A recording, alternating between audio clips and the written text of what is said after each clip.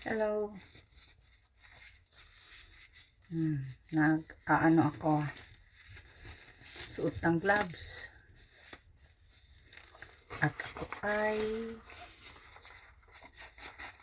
maghugas ng mga kinainan. Part 2 na ito.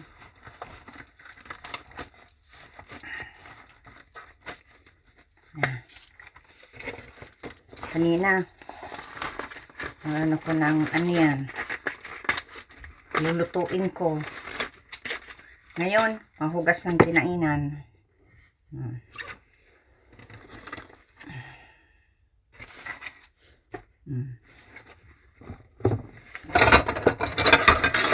Mahugas.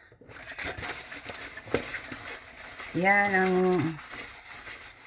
gawain ko dito. Hugas ng kinainan. Luto. Nagkakaroon na naman ng problema yung internet. Nakakainis. Kaya ang gagawin ko ngayon, mag-i-impake ako.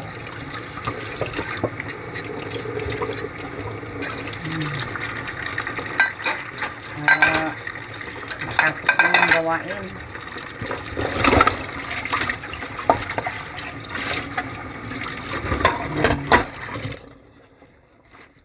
Nung nasa Pilipinas ako, ang gawain ko ay maghugas ng kinainan at maglinis ng bahay.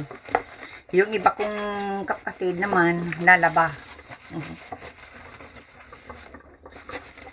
At naluto. Yan. Yan ang ayan ang gawain. Excuse me.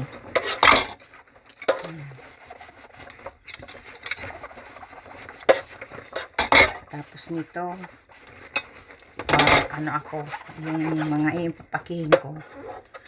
Yan. Yan ang gawain ko dito. Wala akong kaibigan dito. Kami-kami lang. Ang iba kong mga kapatid, ang lalayo. Yan.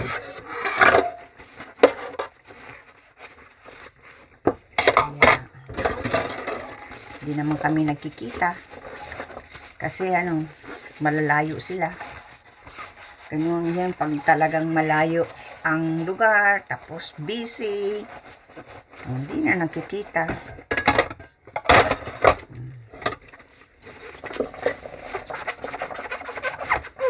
Malalaman nila, patay na ako. Hindi man lang sila makadalo sa sa aking funeral kasi malayo.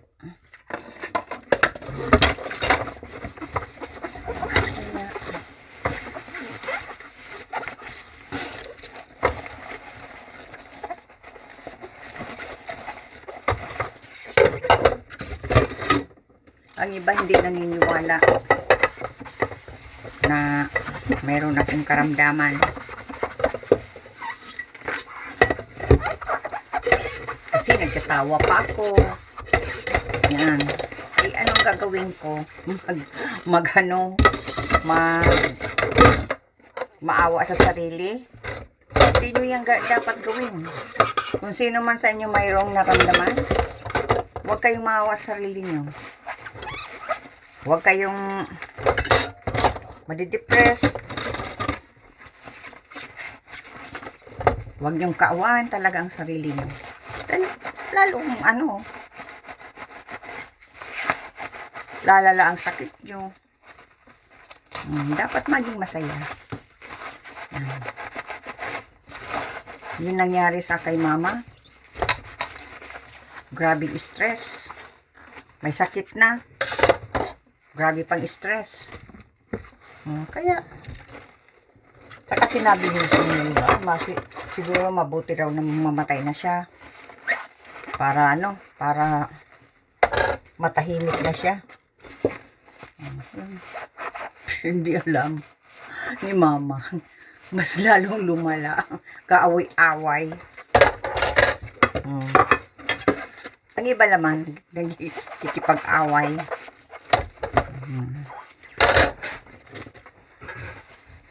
Hi, sweetie. Mhm. Okay. Yeah. We'll get the knife Okay. there. What do you want? What do you want me to cook? Well, what are the options?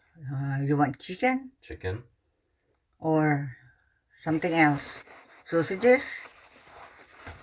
I wouldn't mind chicken, I guess. Okay. Yeah. Yeah. To bed now. Okay, sweetie. Night, night. Yeah. Yeah, yung gusto ano ni Duki. Ang kanyang dinner ay ang ulam niya chicken. Yan.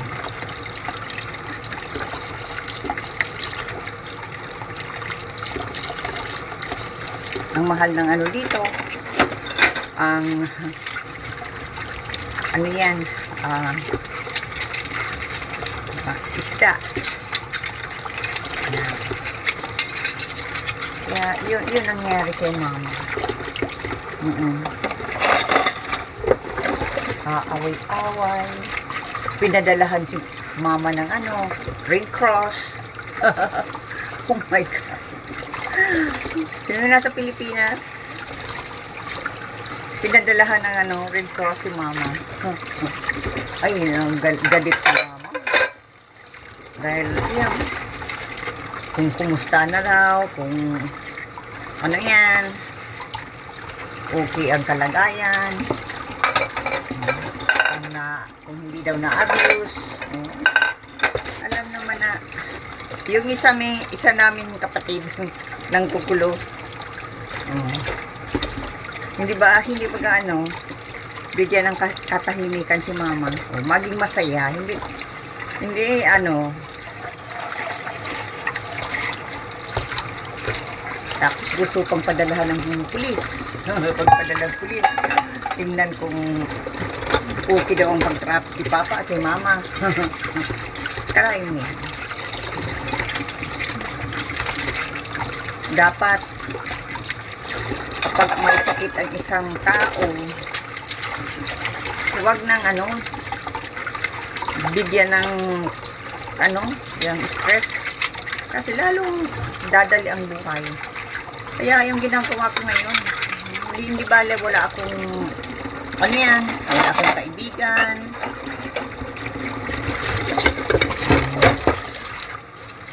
walang kapatid dito, para walang gulo, kami lang.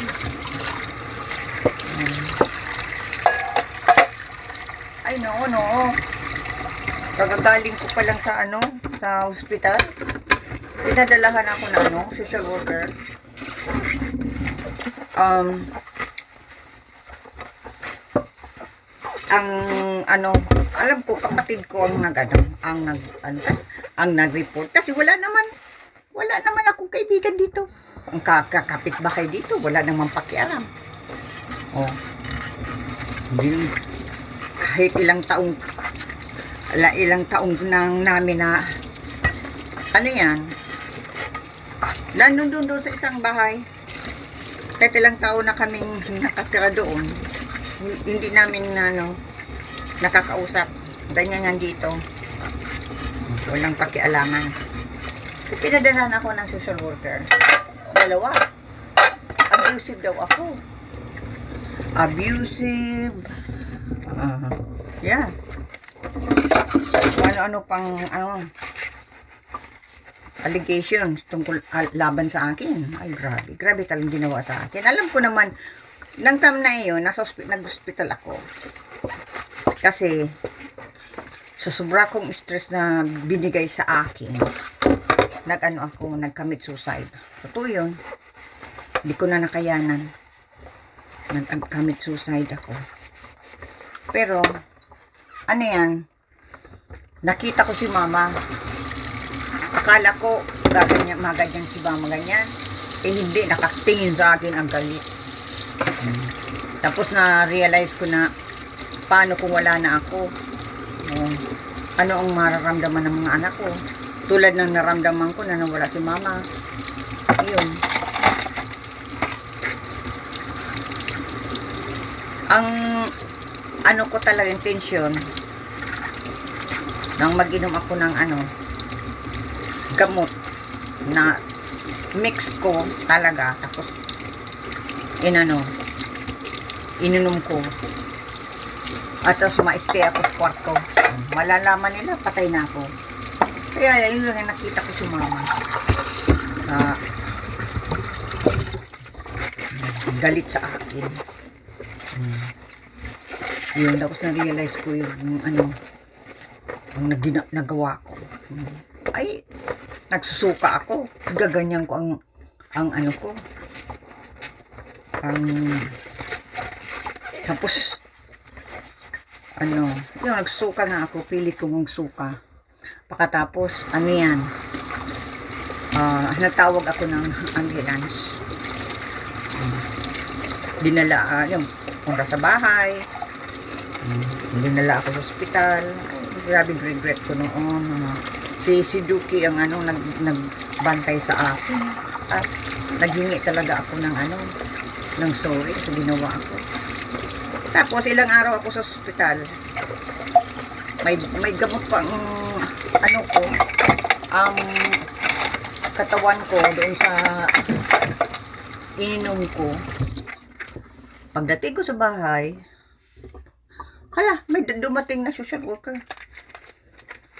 Dalawa. Laban sa, akala ko, para sa akin. Yan pala, laban sa akin. Dahil may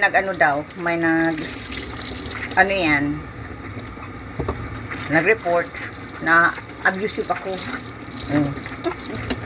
Kain mo yan. Abusive ako.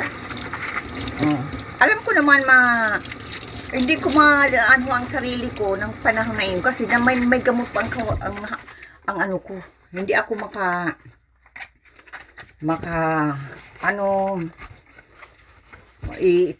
ipagtanggol ko ang sarili ko dahil may gamot pa ang katawan ko at pa nga ako ganyan, parang lasing pa ako. Pero ngayon na yung umalis na yung dalawang social worker, pagkatapos na-realize ko na yung mga sa akin. Sabi ko, sa isip-isip ko, wala ako ditong kaibigan. Wala akong kakilala dito. Kami-kami lang. Sino ang nakakaalam ng pangalan ng mga anak ko? At ang tunay kong pangalan. Siyempre, pamilya. Pero alam ko na kung sino. Pamilya ko kung sino. Yung may tagong galit sa akin. Maganda ang pating, ang tingin. Yung paano sa akin. Pakita. Maganda. Para hindi siya dudahan. Kaya lang, ng panahon na iyon, alam kong may personal na galit sa akin. Kasi ng time na iyon, kausap yung isa kong kapatid. Nandun ako. Yun, ko. Nalaman na nasa hospital ako. Tumawag din. Pagkatapos inimbestigahan ng ilang buwan. Ay nakikita nila ako pag nalabas kami ni Papa kasama ko.